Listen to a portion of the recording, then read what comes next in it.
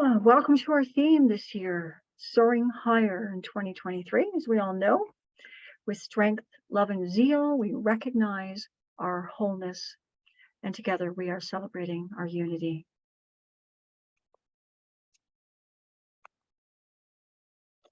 And today we have the amazing Reverend Robin Volker. She's an ordained Unity minister and certified life coach. I was one of her students.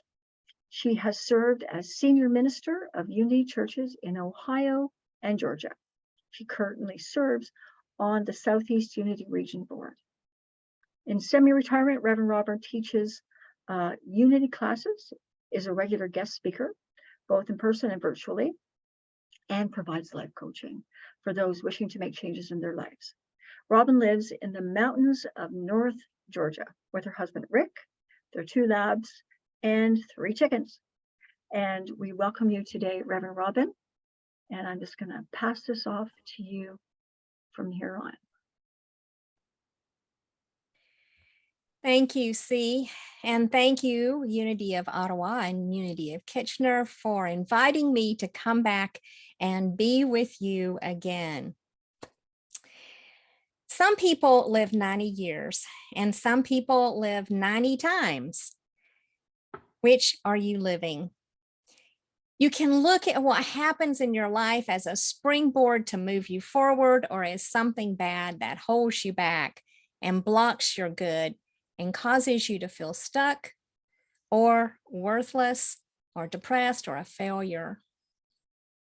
Today, I want to talk about living life full out, living in the present moment and cherishing whatever comes your way, not judging it as bad or good. It simply is. Are you able to awaken each morning with eagerness, wanting to greet the day and see this new day full of possibilities and opportunity? Or does each new day fill you with dread and apathy? Is it just another day of chores and burdens?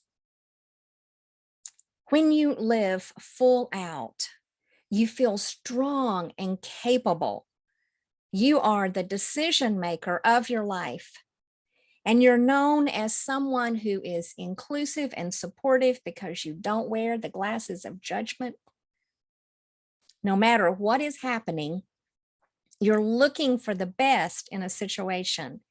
Just like the little boy who is shoveling manure in the barn, I know there's a pony in there somewhere. A few weeks ago, I heard a country song sung by Billy Dean on the radio. The title of the song is Only Here for a Little While, and it has an amazing message. So I wrote to C and I said, can Canada take a little bit of country if I bring it on Sunday? The chorus goes like this. I'm not going to sing it. It says, gonna hold who needs holding, mend what needs mending, walk what needs walking, though it means an extra mile. Pray what needs praying, say what needs saying, because we're only here for a little while. And I thought this would be a great recipe for us to look at today, to live our lives large and in charge. Let's begin with mend what needs mending. We want to mend our thoughts and mend our relationships. Mending your thoughts and your relationships is really about forgiveness. And it's a two-way street. The practice of forgiveness is to forgive and to ask for forgiveness. It is to give and to receive. Colossians 3:13 says, bear with each other and forgive whatever grievances you may have against one another. Ask for forgiveness when you mess up. When we mess up, we often just want to forget it and move on. We're embarrassed. We feel icky. But we need to clean up the debris of our words and our actions. We need to clean up our side of the street. We need to ask for forgiveness. So here's true confessions. Sometimes I have a moment. Do you ever have a moment? Sometimes I have a moment when things don't land right for me, when my extremely fallible humanity shows up loud and cranky or irritable and demanding. I bet that doesn't happen to you. Sometimes in my frustration, I know I should just shut my lips, but I can't help myself. And as soon as I move through that frustration, the guilt and remorse set in. There's no better corrective action than to suck it up and make amends. And by amends, it's more than saying, I'm sorry. True amends is changing behavior so that whatever caused the problem can be avoided the next time. On the other side of the coin, perhaps you are the kind of person who holds a grudge. Now, I don't carry many of those around. I find them very heavy and cumbersome, but some people do. I have people in my life, family members in my life who carry grudges for years, for decades. And here's my encouragement. If there is any grudge in your heart, don't wait for the other person who may have wronged you to seek your forgiveness. Take responsibility for your part in the situation, even if you were not at fault. Forgive the incident. Forgive the hurt. Forgive the wrong. Forgive it and move on. And you'll be amazed at how it will positively affect how you feel, your emotions, your well-being, your body. It's a big thing when we have forgiveness work to do. We feel it at all levels, spiritually, mentally, emotionally, and physically. Charles Fillmore taught to do forgiveness work every day. He encouraged people to not let the sun go down on their anger. And the reason this is so important is because things left undone and messy can trip us up like untied shoelaces. So we want to mend what needs mending. Let's walk what needs walking. Are you able to walk the talk? This is our fifth unity principle in action. The fifth principle is how we live unity in our circles of influence. That's with our families, our friends. And this is how we express God through us. We are creating our experience on this planet with every thought and every feeling.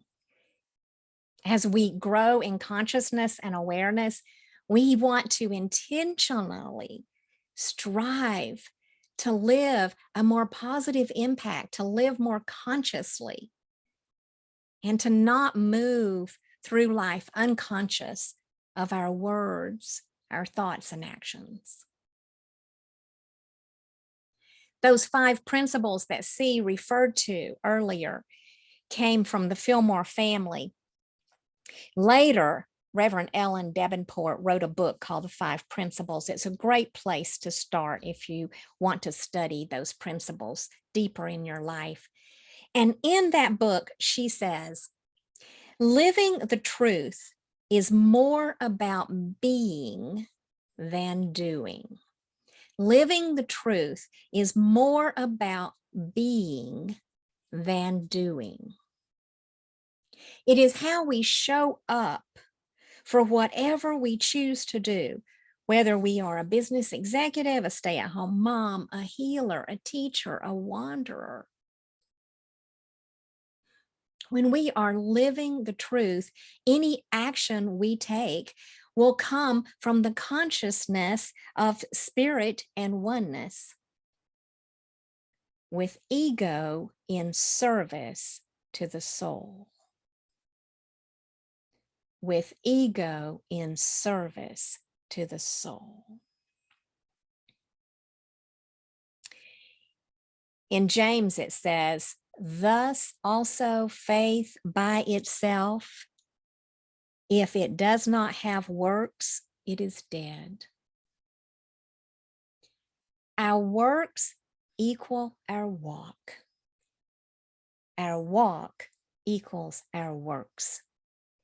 And this walk requires us to lean into our core values, to live our life on our terms, in alignment with what is most important to us. And it's different for me than it is for you. Leaning into our core values and walking our walk requires us to embrace change, to live in the flow and not to constantly be pushing the direction of the stream, but to let go and allow the flow of life to move us forward. Years ago, I attended a lecture. The man who was giving the lecture was a therapist, and he told this story.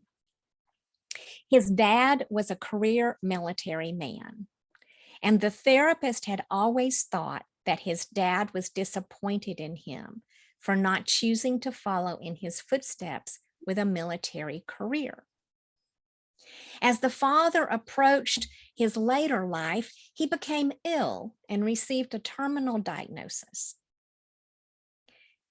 When the son was younger, the father and son would often go hiking together, but they had not done that in years. So the son invited his dad to go with him to a nearby park and do an easy hike, just so they could spend time together. He wanted to be with his dad before the disease sapped all his strength. On the hike, they climbed a small mountain and sat on a rock outcropping, enjoying the view in silence. And eventually the son spoke. Dad, I know I've been a disappointment to you. The dad replied, oh no, son, no, you've not been a disappointment to me. My greatest desire for you has been that you would cut your own path through life and then have the courage to walk it. That you would cut your own path through life and have the courage to walk it. I'll never forget that story. We don't have to walk other people's path. We only must walk our own. We need to walk what needs walking. And we can use prayer to live full out, to live large and in charge. Pray what needs praying. Myrtle Fillmore said this about prayer. She said, prayer is simply an exercise to change our thought habits and our living habits.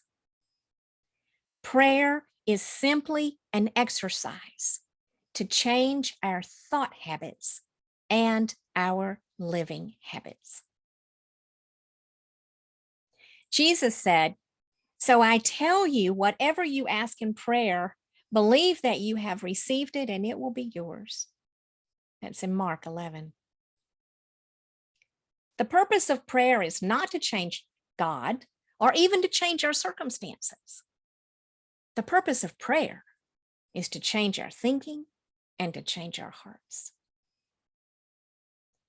Prayer is our communion with the allness of God.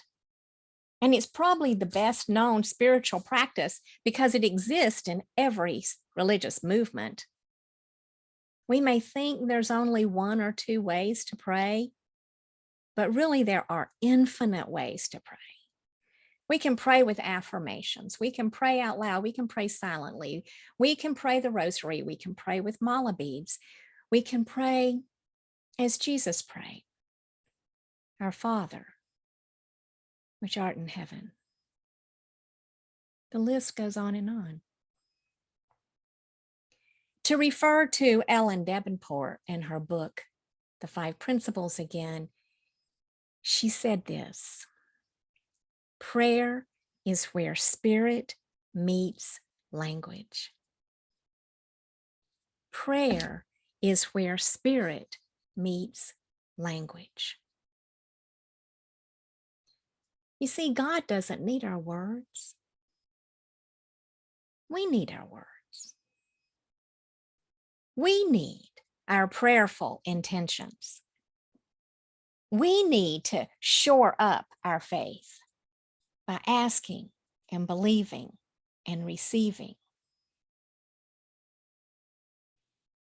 And using Unity's affirmative prayer model, we remember that we are divine and holy expressions of Creator God. And prayer helps us to align our thoughts and feelings with that higher good. We can use prayer to change how we think and how we feel, and to invite prosperity, wholeness, healthy relationships, peace and love into our lives. And most importantly, we can use prayer to change how we think about ourselves and about others in our lives.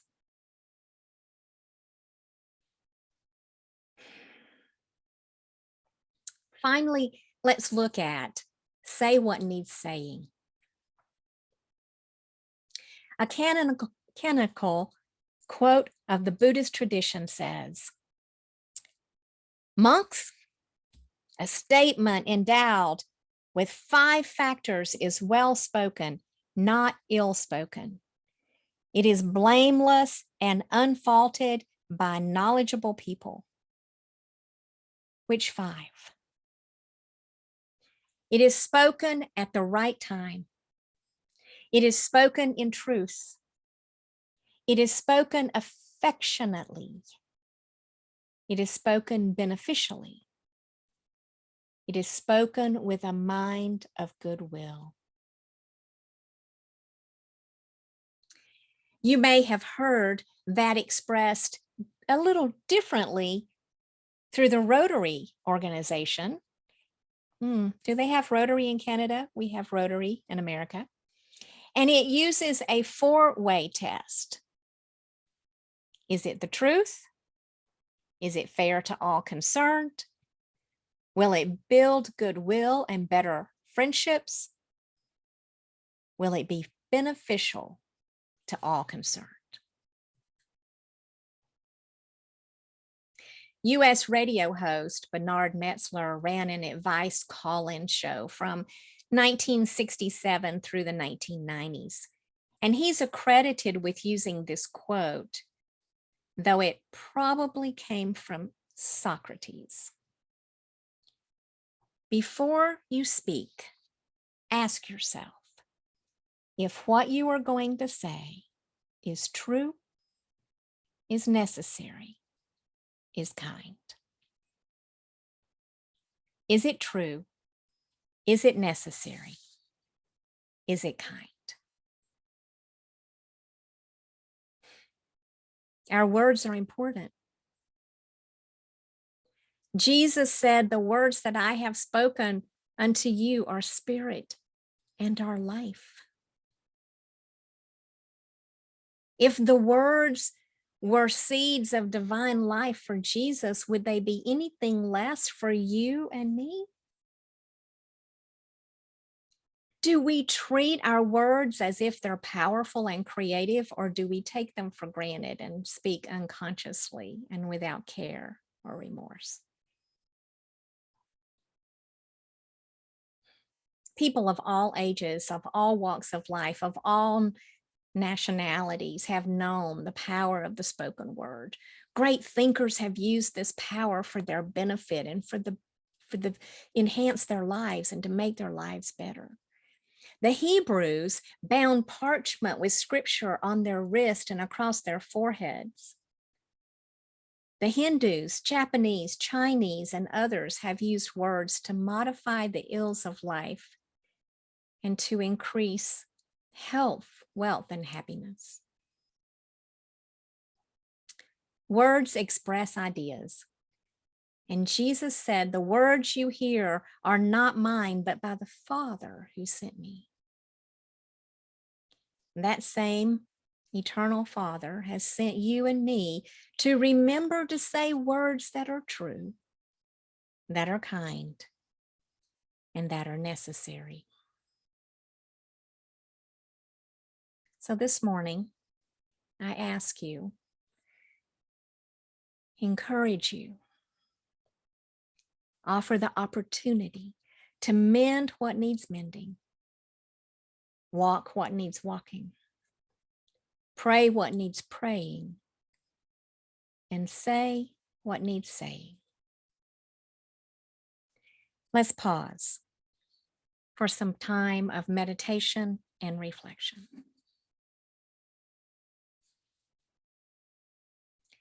Finding that still, quiet, soft space that I know you know where it is. Take some easy breaths, your breaths at your own pace. Relax into the chair where you're seated and gently close your eyes.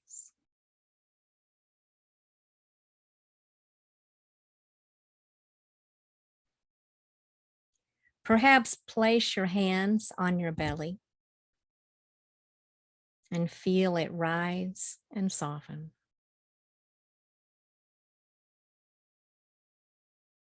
Rise and soften. Rise and soften.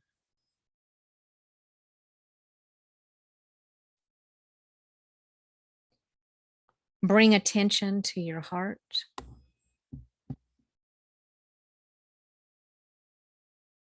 I know your heart is full of love. And in this moment where you are safe.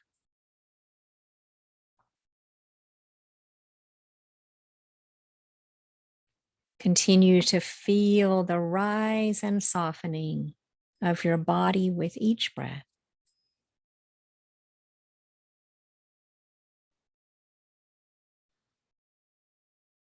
Imagine you are connected with all those you love with a golden thread of light.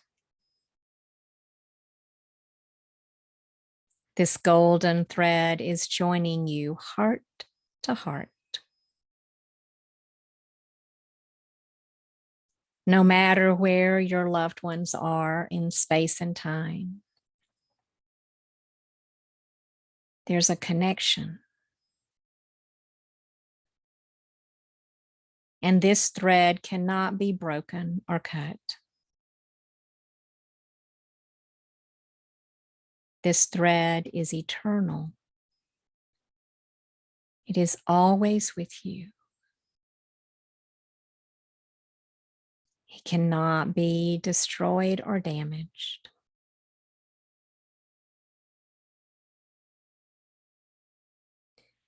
Imagine this thread becoming brighter and brighter as it fills your heart with love and compassion.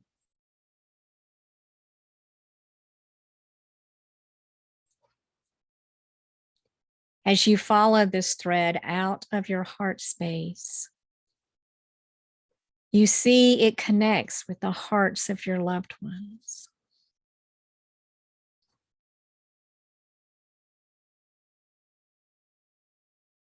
Perhaps you place your hands on your heart and take 3 easy, soft breaths.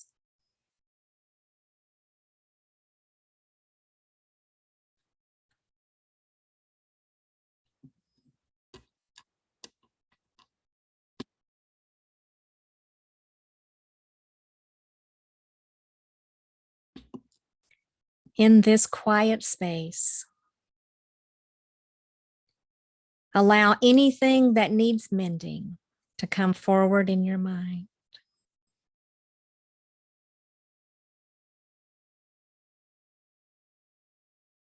Is there anything that needs saying?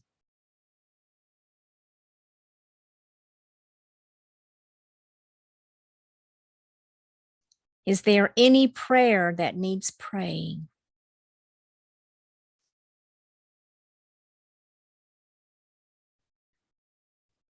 We'll take a moment of silence to allow this golden thread of love to inform you and inspire you.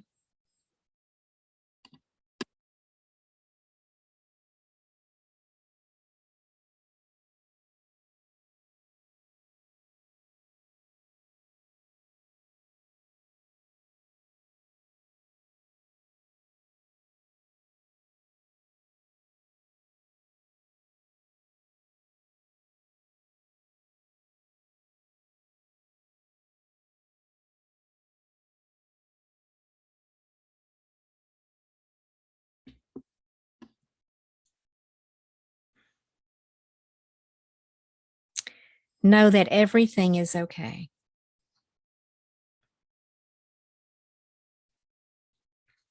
Allow the love that is in your heart to flow out of your heart space and along that golden thread to all the people that you love and care about.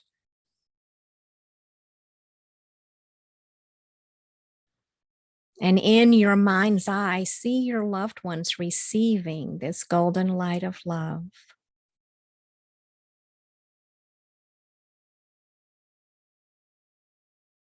Enjoy this moment of sending forth your love.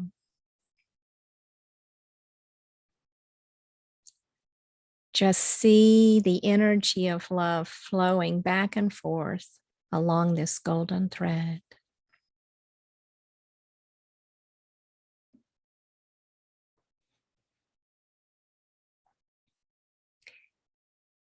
As you slowly prepare to return to the present moment,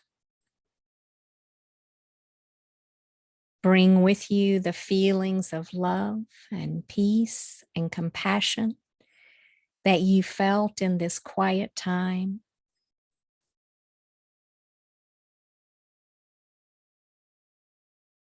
As you begin to become aware of the present time and space, know we're all connected.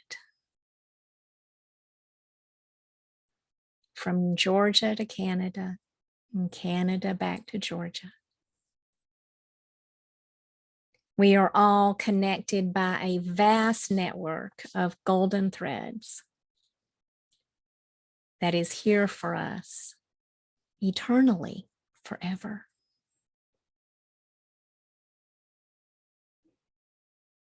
And with this breath, allow it to be, and so it is.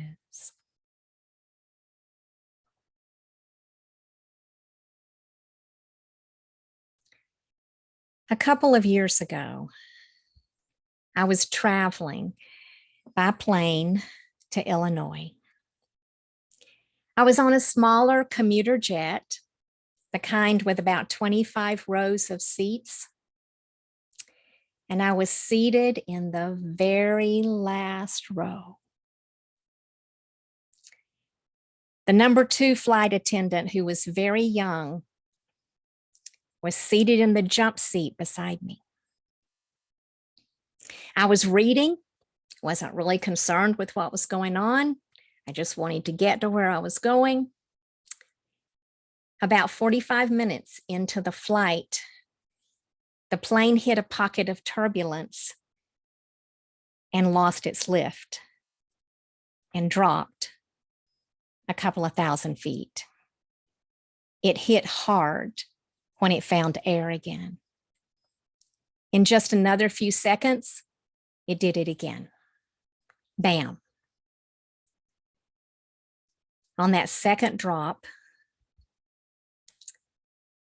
the plane decompressed, and all the breathable air in the plane rushed out through a leak that had been created somewhere. We were at 33,000 feet. The air mask dropped down from their little compartments, and the crew, the young crew, scrambled for emergency instructions and maneuvers. This is what's called a manageable emergency in the airline industry. When a plane loses its cabin pressure, the plane must safely take the plane, the captain must safely take the plane below 10,000 feet where he can pump breathable air into the cabin from the outside atmosphere. And he must do this before those small canisters in the overhead compartments run out of oxygen. Obviously, I'm still here, but I will confess that there were a few minutes on that Sunday morning that I thought my time might be up. Now, my life didn't flash before me. My mind held one simple question. Have you left anything undone? I saw the faces of my husband, my family and friends, the people I love, and I felt comfortable that they knew I loved them. I had left nothing unmended, no ill thoughts, unvoiced or unvoiced, toward anyone. My attempt to live each day to the best of my ability felt complete because I don't go to bed with anger in my heart. After a brief mental checklist, I took the hand of the stranger seated beside me and silently prayed the prayer for protection. After a few long, nervous minutes, we made a safe, unplanned emergency landing in Nashville. We really don't know when our little while on earth will be complete. Billy Dean sings in the song, "Let me love like I'll never see tomorrow. Treat each day as though it's borrowed, like it's precious as a child. Take my hand. Let us reach out to each other, because we're only here for a little while." Thank you for inviting me to be with you today. Namaste.